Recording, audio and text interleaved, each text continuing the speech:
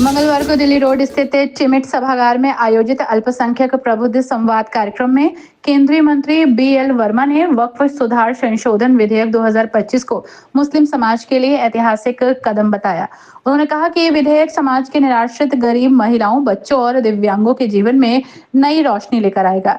BL Verma ने कहा कि वक्फ संपत्तियों का लाभ अब वास्तव में पात्र और जरूरतमंद लोगों तक पहुंचेगा।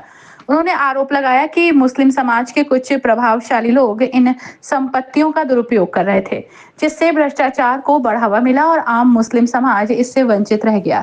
उन्होंने कहा कि वक्फ बोर्ड के पास लगभग 5000 से अधिक संपत्तियां हैं जिनका नियंत्रण ठीक से नहीं हो पा रहा है।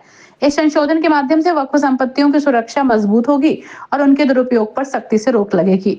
आज मुरादाबाद में वक्फ सुधार जन जागरण अभियान के तहत कार्यक्रम अभी संपन्न हुआ है, जिसमें बड़ी संख्या में हमारे मुस्लिम भाई और मुस्लिम बहनें भी इस कार्यक्रम में उपस्थित रही हैं। और ये वक्फ सुधार जन जागरण अभियान पूरे प्रदेश में चल रहा है, देश में चल रहा है।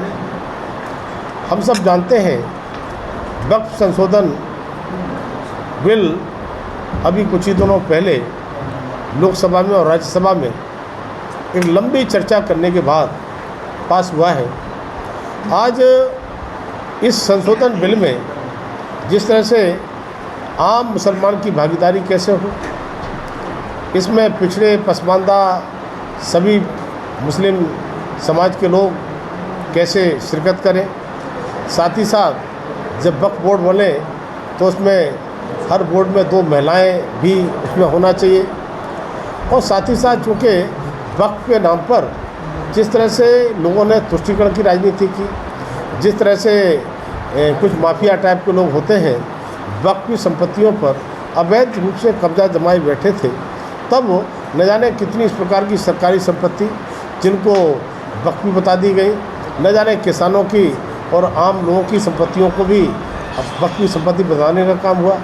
और 2013 में यूपीए की सरकार में जो संशोधन बिल वक्फ का आया था उसमें जिस तरह से खामियां थी, उस कारण से बहुत सारे ऐसे गलत काम हुए, तब इस बिल को लाने की आवश्यकता पड़ी। तब मैं कह सकता हूं कि आज 8,70,000 के आसपास वक्फ संपत्तियां हैं, जिसमें केवल 4 लाख लोग ही उसका उपयोग कर रहे हैं। तब मैं कह सकता हूं कि एक संपत्ति पर 2 लोगों का कब्जा बना रहना, और साथ ही साथ ऐसी मैं कहूँगा संपत्तियाँ देश में तीसरे नंबर की बड़ी मालिकाना ये वक्फ की संपत्तियाँ हैं। तब न जाने कितने इस प्रकार के जब चर्चा हुई तो लोकसभा में दिन भर और रात भर चर्चा चली 2:30 बजे तक, राज्यसभा में रात भर चर्चा चली, सुबह 4 बजे तक सदन चला। तब मैं कहूँगा कि इतनी लंबी चर्चा शायद किसी बिल पर नहीं हुई होगी, तो वक्फ संशोधन बिल पर चर्चा हुई। आदरणीय प्रधानमंत्री मोदी के नेतृत्व में ये वक्फ का उद्देश्य जिस तरह से है उसकी सही पूर्ति कैसे हो, इसमें वो सारे प्रोविज़न किए गए हैं। इसमें पारदर्शिता लाने का पूरा काम किया गया है। इसमें डिजिटल तरीके से, पारदर्शी तरीके से सब इस चीज़ को देख सकें, और बोर्ड जब बने तो बोर्ड में सबकी भागीदारी सुनिश्चित भी हो। और साथ में मैं कह सकता हूँ कि आज इस वक्फ संशोधन बिल के आने के बाद जब ये चीज़ें लागू होंगी, तब मुझे लगता है कि हमारी न जाने कितनी ऐसी मुस्लिम महिलाएं, कितने ऐसे गरीब मुसलमान और पिछड़े मुसलमान, उनकी भी भागीदारी होगी। तो आज मैं इस जन जागरण अभियान जो चल रहा है वक्फ का, उस विषय में कार्यक्रम किया है। और मुझे लगता है कि यहाँ पर बड़े हमारे सूफ़ी सब और बड़े अच्छे इस समाज के हमारे बड़े मुस्लिम समाज के नेता भी थे, तो उन लोगों ने भी आश्वस्त किया है कि मोदी जी अच्छा काम कर रहे हैं, अच्छे काम में हमारा साथ है और साथ देंगे। देखिए, पहलगाम की घटना दुखद है और इससे पूरा देश दुखी हुआ है। और मुझे लगता है कि वो आतंकवादी जिन्होंने कायरतापूर्व अंजाम दिया है, ये भूल गए कि पहले पुलवामा की घटना भी हुई थी, पहले उरी की घटना भी हुई थी।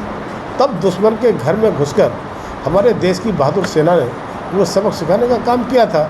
और आज आदरणीय प्रधानमंत्री मोदी जी ने, मुझे लगता है कि बड़े साफ शब्दों में कह दिया है कि चाहे वो आतंकवादी हों या आतंकवादियों को शेल्टर देने वाले लोग हों, वो बचने वाले नहीं हैं। मुझे लगता है कि देश को प्रतीक्षा करना चाहिए और प्रधानमंत्री मोदी जी ने अभी तो डिप्लोमेटिक स्ट्राइक की है, इसमें से ही पाकिस्तान तिरमिला गया है।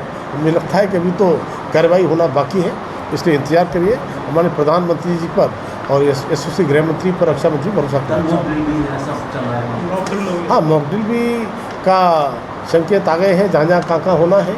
मुझे लगता है कि पूरी तैयारी के साथ, और आदरणीय प्रधानमंत्री जी, उन्हें देश की चिंता भी है, 140 करोड़ लोगों की चिंता भी है, और साथ में देश का विकास जिस तरह से हो रहा है, जिस रफ्तार के साथ में, उसकी भी चिंता है।